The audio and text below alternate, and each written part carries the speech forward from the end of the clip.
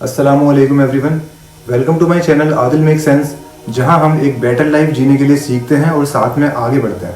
मेरा नाम है आदिल और आज हम जानेंगे लाइफ क्या है, ये दुनिया कैसे शुरू हुई और कैसे ख़त्म होगी और हम यहाँ क्या करने आए हैं। So without any time waste चलिए स्टार्ट किया जाए। पहले बात करते हैं लाइफ क्या है। ये सवाल हर इंसान के मन में किसी न किसी वक्त पर उठता है, क्योंकि लाइफ एक बहुत ही गहरा और कॉम्प्लेक्स कॉन्सेप्ट है। कुछ लोग लाइफ को एक इम्तिहान के रूप में देखते हैं, जबकि कुछ लोग इसे एक कीमती तोहफे के रूप में देखते हैं। इसका मतलब हर किसी के लिए अलग अलग हो सकता है, लेकिन इसको हम सब दो पॉइंट ऑफ व्यू से समझेंगे। नंबर 1 इस्लामिक नज़रिए से, नंबर 2 दुनियावी नज़रिए से। इस्लामिक पर्सपेक्टिव में दुनिया एक इम्तिहान है, जहाँ इंसान अपने एक्शन और इंटेंशन के लिए रिस्पॉन्सिबल है। पहले हमें ये समझना होगा, ये दुनिया का बनना कोई इत्तेफाक नहीं, और जो भी हम दुनिया में करते हैं उसका हिसाब ज़रूर होगा।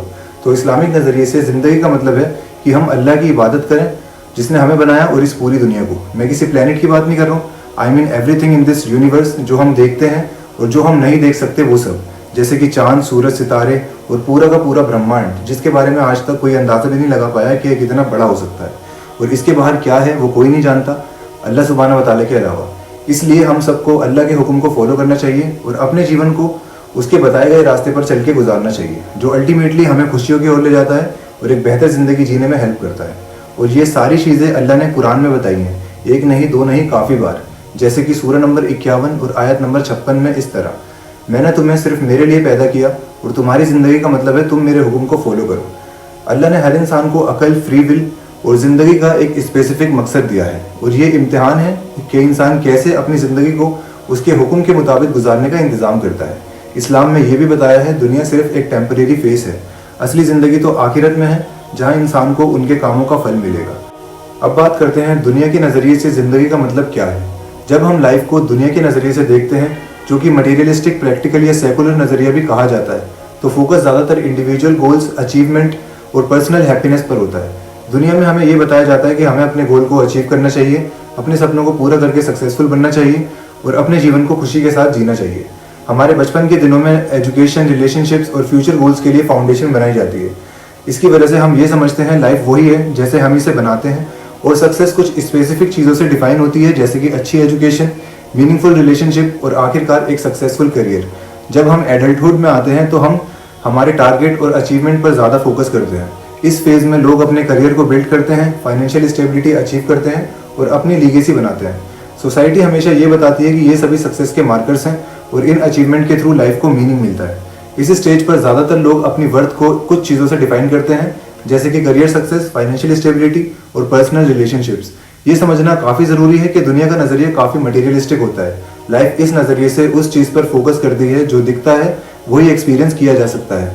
इसमें काफ़ी बार स्पिरिचुअल एस्पेक्ट को इग्नोर किया जाता है और सक्सेस को वेल्थ, पावर और स्टेटस के टर्म्स में देखा जाता है। अब हम समझते हैं ये दुनिया कैसे शुरू हुई। चलो मैं तुम्हें एक कहानी की तरह समझाता हूँ।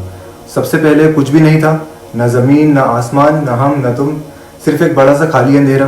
फिर एक बड़ा धमाका हुआ जिसे हम बिग बैंग कहते हैं। इमेजिन करो जैसे एक बहुत बड़ा पटाखा फूटा हो और उसके छोटे छोटे टुकड़े हर तरफ फैल गए।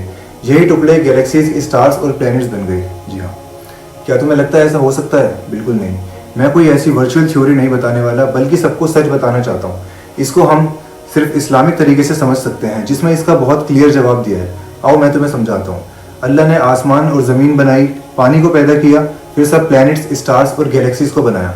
सबसे इंपॉर्टेंट बात यह है, अल्लाह ने सब कुछ कुन फायकुन कहकर बना दिया।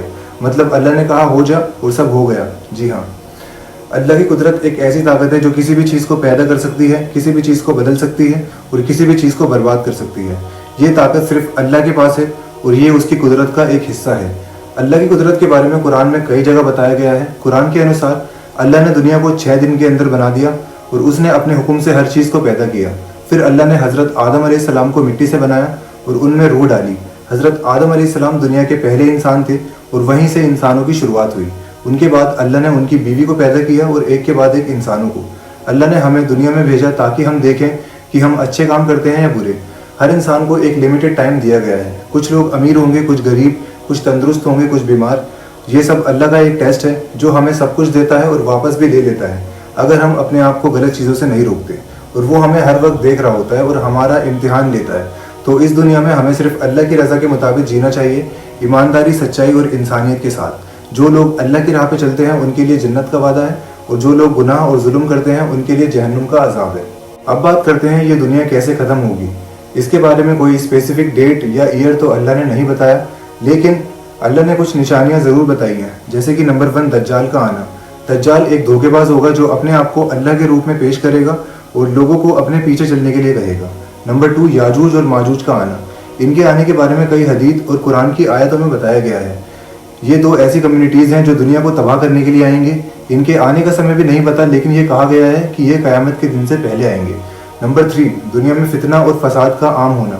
فتنہ کا مطلب ہے آزمائش۔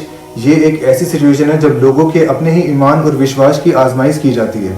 فساد کا مطلب ہے تباہی، اور یہ ایک ایسی سچویشن ہے جب لوگوں کے بیچ میں آپس میں ہی لڑائی جھگڑے اور تباہی پھیل جاتی ہے۔ قرآن میں اللہ نے فرمایا ہے فتنہ اور فساد سے بچو، کیونکہ یہ تمہاری تباہی کا کارن بن سکتی ہے۔ نمبر 4 نبی عیسیٰ علیہ السلام کا آنا۔ نبی عیسیٰ علیہ السلام کا آنا ایک عجیب طریقے سے ہوگا۔